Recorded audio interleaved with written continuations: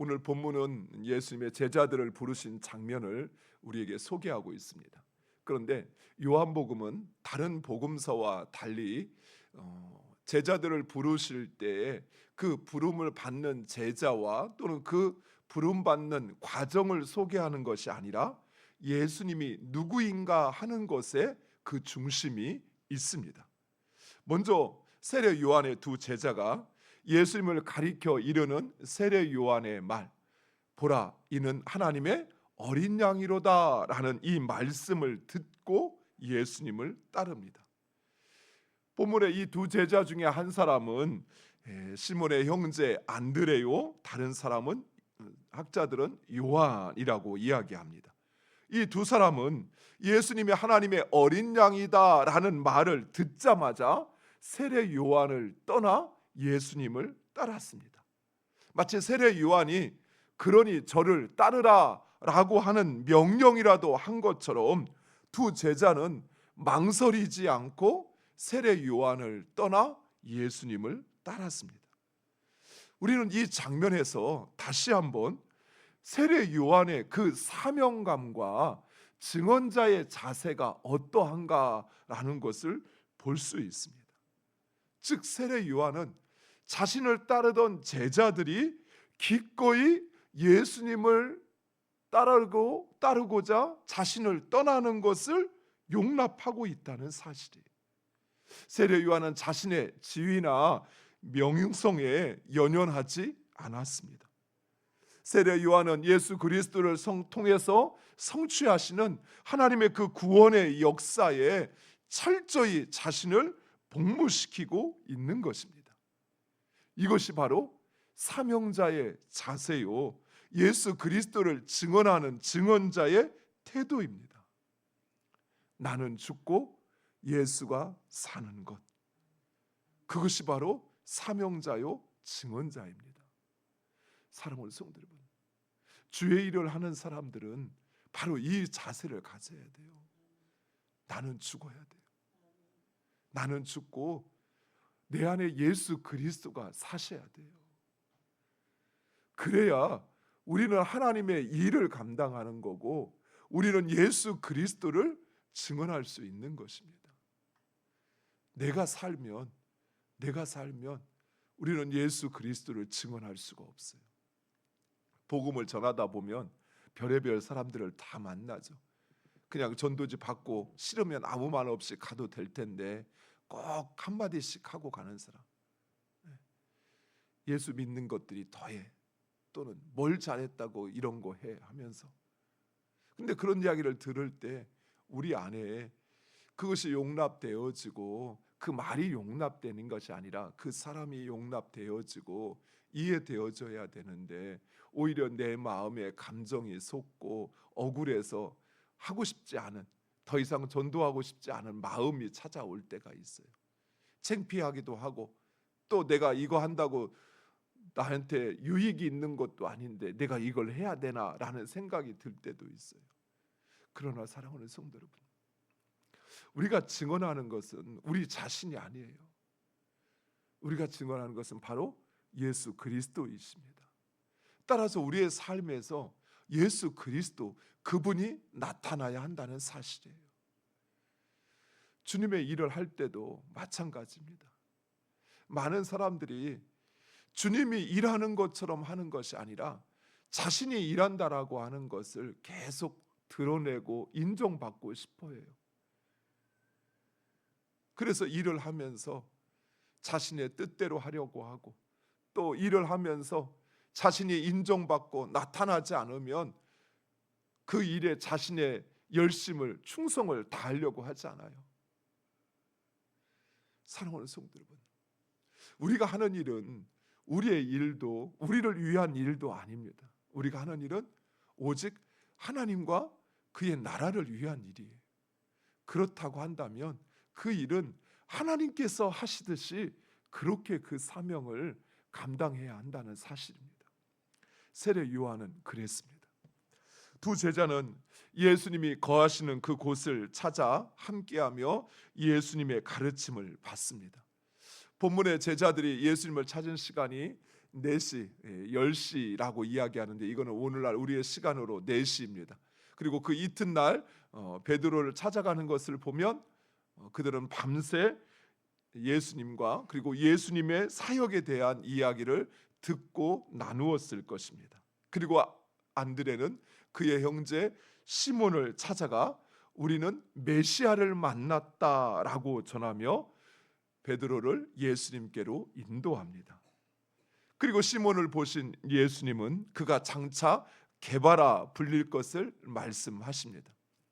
우리는 여기서 잠깐 베드로의 이름을 좀 정리할 필요가 있습니다. 베드로의 본래 이름은 시몬입니다. 바요나 시몬 이렇게 성경은 이야기하는데 이 말은 요한의 아들 시몬이라는 의미입니다.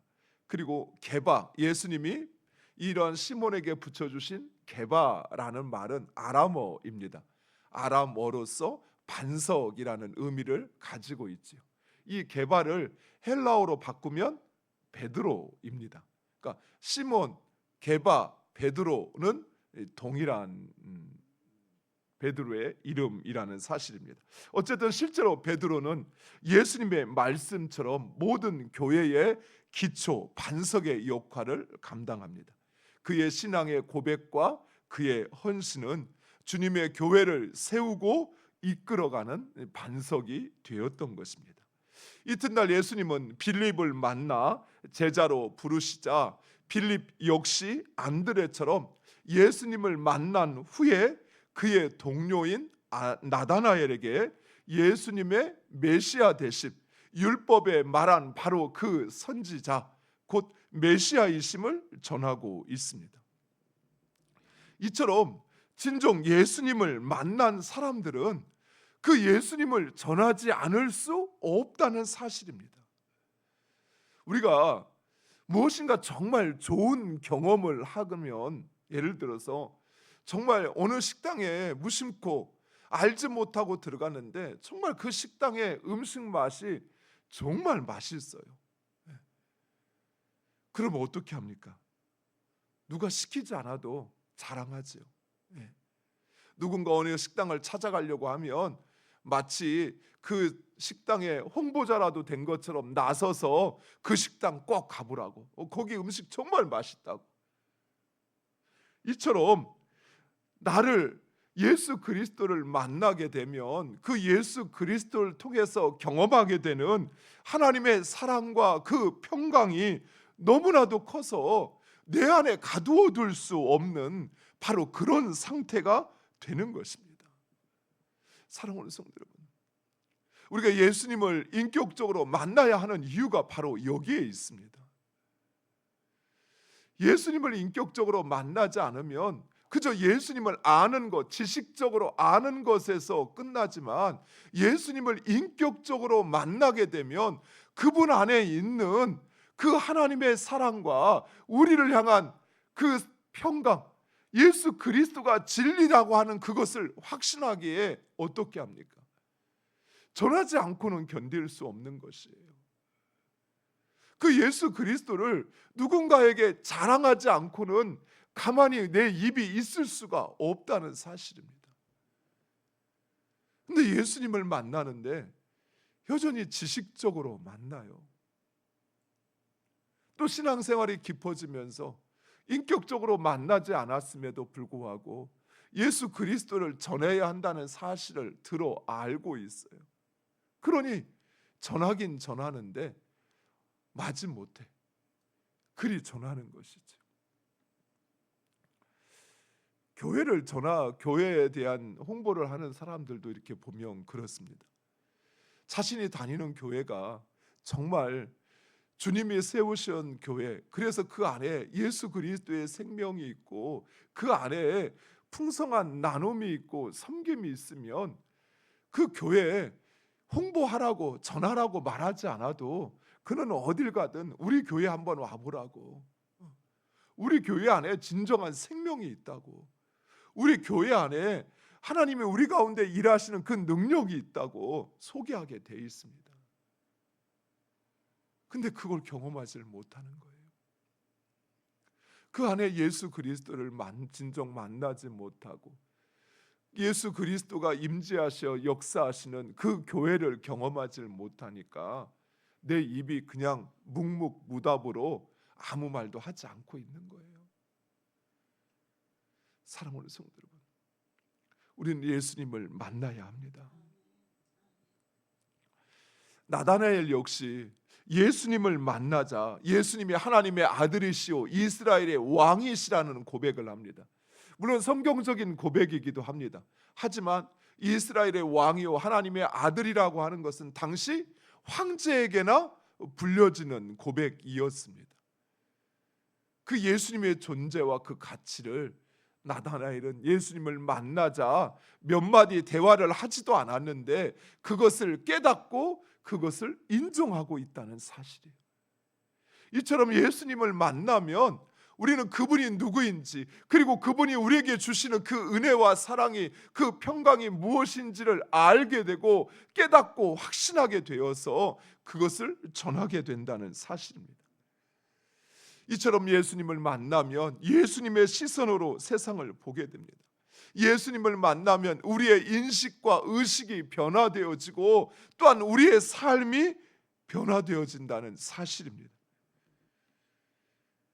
그리고 예수님이 그러셨던 것처럼 자연스럽게 나눔과 섬김의 삶을 살게 된다는 사실이에요. 왜요? 더 이상 세상에 내 소망을 두지 아니하고 영원한 하나님의 나라를 소망하게 되니까요. 예수님의 삶과 그 예수님의 가르침을 듣게 되면 그것이 진리인 것을 알기에 그 진리의 길을 따라 살게 된다는 사실입니다. 물론 그렇다고 해서 오해하시면 안 되는 것이 자동적으로 그렇게 되어진다는 것은 아닙니다. 예수 그리스도를 통해서 우리가 예수 그리스도를 만나게 되면 우리 안에 내주하시는 성령이 역사하시죠. 하지만 죄의 유혹도 우리에게 찾아옵니다. 네가 그런다고 뭐가 달라져? 그렇게 해도 아무것도 변화되는 건 없어. 그렇게 안 해도 상관없어. 라고 하는 그 죄의 유혹과 싸워야 한다는 사실이에요. 그리고 자신을 예수 그리스도께 복종시켜야 하는 것입니다. 믿음이 우리에게 찾아와서 예수가 그리스도임을 깨닫게 하실 때, 예수가 인류의 왕이라는 만왕의 왕이심을 우리로 알게 하실 때 우리 역시 우리 자신을 그 예수 그리스도께 복종시켜야 한다는 사실이에요. 그렇지 않으면 여전히 우리는 그 죄의 유혹을 받아 그 길을 가는 것입니다. 예수님은 나다나에게 앞으로 더 큰 일을 보게 될 것이다 라고 이야기하시며 하늘이 열리고 하나님의 사자들이 인자 위에 오르락 내리락 하는 것을 보리라 라고 말씀하십니다. 이 말씀은 예수님의 죽음과 부활 그리고 승천에 대한 말씀으로서 나다나엘이 바로 예수님의 증인이 될 것이라는 사실을 말씀하고 있는 것입니다. 학자들은 이 나다나엘이 예수님의 제자였던 바돌로메일 것이다 라고 이야기하고 있습니다. 사랑하는 성도 여러분, 우리가 읽은 오늘 본문에서 특별히 강조되어 반복되는 단어가 있습니다. 혹시 그게 뭔지 아시겠습니까? 보다라는 동사입니다. 36절에 건의심을 보고, 38절에 예수님께서 보시고, 39절에 와서 보라, 42절에 예수님께서 보시고, 46절에 와서 보라, 47절에 예수님께서 보시고, 48절에 무화과 나무 아래 있을 때 보았노라, 50절에 더 큰 일을 보리라, 51절에 보리라 라고 말씀하십니다. 이 보다라는 동사를 주어를 통해서 두 가지로 분류할 수 있는데, 첫 번째는 예수님께서 제자들을, 우리 각 사람을 보고 있다는 사실입니다. 보신다는 것입니다. 예수님은 참 빛이십니다. 그래서 우리의 과거를 보시고 현재를 보시고 미래를 보신다는 거예요.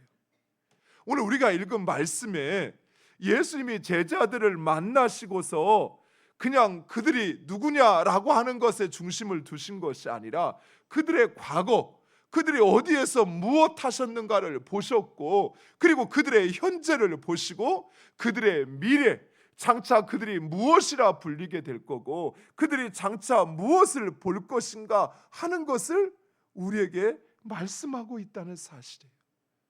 사랑하는 성도 여러분, 이처럼 하나님은 우리의 과거와 현재와 미래를 꿰뚫어 보십니다. 그리고 우리에게 가장 좋은 것으로 인도해 주신다는 사실이에요. 하나님이 우리의 과거를 모르고 우리에게 말씀하시는 게 아니에요. 내 입장이 되면 달라, 그런 말 할 수 없어 라고 하는 것은 사람에게 할 수 있는 말이에요. 내 과거를 모르는. 그러나 하나님은 나의 과거를 다 알고 계셔요. 그리고 지금의 나의 모습의 중심을 알고 계셔요. 그리고 앞으로 우리가 어떻게 될 것인가를 우리 주님은 알고 계셔요. 그리고 우리에게 말씀하신다는 사실입니다. 그러니 우리는 그 주님의 말씀을 듣고 순종해야지요. 왜요? 우리에게 참 진리로 가장 온전한 길로 인도하시기 때문입니다. 그리고 두 번째로, 이 볼이라는 동사가 제자들에게 주어졌을 때 참 빛이신 예수님께 나아갈 때 우리 역시 눈이 열려 참된 것을 보게 된다는 사실입니다. 안드레와 요한이 그랬습니다. 빌립이 그랬습니다. 나다나엘이 그랬습니다. 그들은 예수님을 만나자 그가 메시아이심을 선포하였고, 그리고 그들이 꿈꾸지 못한 일들을 그들은 꿈꾸기 시작합니다. 사랑하는 성도 여러분, 이처럼 우리 역시 예수 그리스도를 통해서만이 온전히 볼 수 있다는 사실이에요. 내 시선으로 바라보면 그것이 온전한 것 같지만 결코 그렇지 않습니다. 사람이 나의 모습을 보고 때로는 어떤 사람은 목사님 살찐 것 같아요. 돌아서면 다른 사람은 저를 보고 목사님 살 빠진 것 같아요. 사람들의 보는 것은 온전할 수가 없습니다. 그렇죠. 그런데 우리 하나님은 나를 온전히 보실 뿐만 아니라 나의 눈을 열어 온전히 보게 하신다는 사실이에요. 따라서 우리는 예수 그리스도를 통해서 우리의 삶과 또 다른 사람을 바라봐야 합니다. 내 눈으로만 바라보면 그저 내 눈에 보이는 것이 전부인 것 같지만 예수 그리스도를 통해서 보면 정말 내가 보지 못하는 그 사람의 진면목을, 또 그 사람의 그 마음을 알고 깨닫게 돼요. 내 눈으로 보면 조급함에 그래서 내 말이 쉽게 나오고 판단하고 정죄하지만 예수 그리스도의 시선으로 바라보면 그의 아픔과 그의 눈물이 보여요. 이 자리에 서 있는 그의 모습이 얼마나 큰 고통 중에 나와 있는가라고 하는 것을 깨닫게 돼요. 그래서 결코 함부로 말할 수가 없어요. 내 눈에 보여지는 것으로, 들려지는 것으로 판단할 수 없다라는 사실입니다. 예수 그리스도를 통해서만 우리는 온전히 볼 수 있다는 사실이에요. 왜냐하면 주님은 참 빛이시기 때문입니다. 사랑하는 성도 여러분, 예수님은 지금도 우리에게 그 참 빛을 비추어 주시어서 그래서 우리로 하여금 참된 것을 쫓게 하신다는 사실입니다. 사랑하는 성도 여러분, 그 빛으로 나아가시기 바랍니다. 주님이 우리에게 보여주시는 길, 우리에게 말씀하시는 그 말씀, 우리의 생각에는 그렇게 한다고 무엇이 되어질 것 같은데, 아니 오히려 반대 방향으로 가는 것처럼 보이는데, 오히려 장작더미에 불이 내려서 저 장작더미를 태우려면 마른 장작더미를 갖다 놔야 되고, 그리고 내 몸을 갈기갈기 찢으면서 그렇게 소리쳐 기도해야 될 것 같은데, 그런데 주님은 오히려 마른 장작돔 위에 물을 부어서 적게 만들고 도랑을 만들라고 이야기하셔요. 이렇게 하면 불이 내려도 붙지 않을 것 같은데, 그런데 우리 하나님은 그 일을 행하십니다. 사랑하는 성도 여러분, 하나님의 시선으로, 예수 그리스도의 시선으로 바라보셔야 돼요. 그래야만 주님이 하시는 것을 알고 그 일에 동참할 수 있게 되는 것입니다. 무엇보다도 참 자유와 그리고 참 소망을 얻게 된다는 사실이에요. 예수 그리스도를 만났던 제자들, 그들은 그들이 얽매였던 그 모든 것에서 자유함을 얻게 됐고, 그리고 예수 그리스도를 통해 진정한 소망을 고백하며 그 소망을 꿈꾸게 되었습니다. 사랑하는 성도 여러분, 우리 역시 마찬가지예요. 예수 그리스도를 통해서 내 자신을 바라보고 그리고 세상을 바라보면 주님이 이루 가시는 그 일을 보게 될 것입니다. 내 삶 가운데 언제나 함께 하시고 지금도 일하고 계신 하나님을 보게 될 것이에요. 그리고 그 일에 우리도 참여하게 되는 줄 믿으시기 바랍니다. 기도하겠습니다. 아버지